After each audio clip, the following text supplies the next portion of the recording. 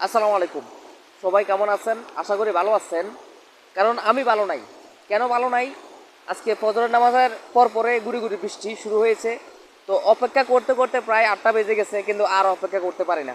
ধৈর্য হারা হয়ে গেছি। কেন? আমার গরুগুলা ঘাস খেতে পারবে না। তো এই জন্য ঘাসের জমিতে চলে আসলাম বৃষ্টির মধ্যে ঘাস কাটার জন্য। আসলে যারা গাভী বকনা এবং কি এ, মূলত হচ্ছে গাভীর দুধের গরু পালে, তাদের জন্য ঘাস লাগবে। তারা ঘাস কাটতে হবে, ঝড় বৃষ্টি বাদল তারা এটা টোকাইলে হবে না। আপনারা ঝড় বৃষ্টি বাদলের মধ্যে ঘাস কাটতে হবে। মূলত যারা গাভী বকনা পালন করে, আর যারা ষাঁড় পালন করে তারা আসলে খড় দিয়ে লালন পালন করতে পারে, কারণ তাদের হচ্ছে ফ্যাটেনিং। আর গাভীর মুখে দিলে ঘাস দুধ পাবেন 12 মাস, এই একটা স্লোগান আছে। তো সবাই আমার জন্য দোয়া করবেন। যারা গাভী বকনা পালন করবেন তারা বেশি বেশি ঘাস খাওয়াবেন। ঝড় বৃষ্টি এটা বড় কথা না, বড় কথা হচ্ছে আপনার গাভী কে ঘাস খাওয়াতে হবে। আর আল্লাহ পাক আপনাকে সুস্থ করে রাখবে ইনশাল্লাহ।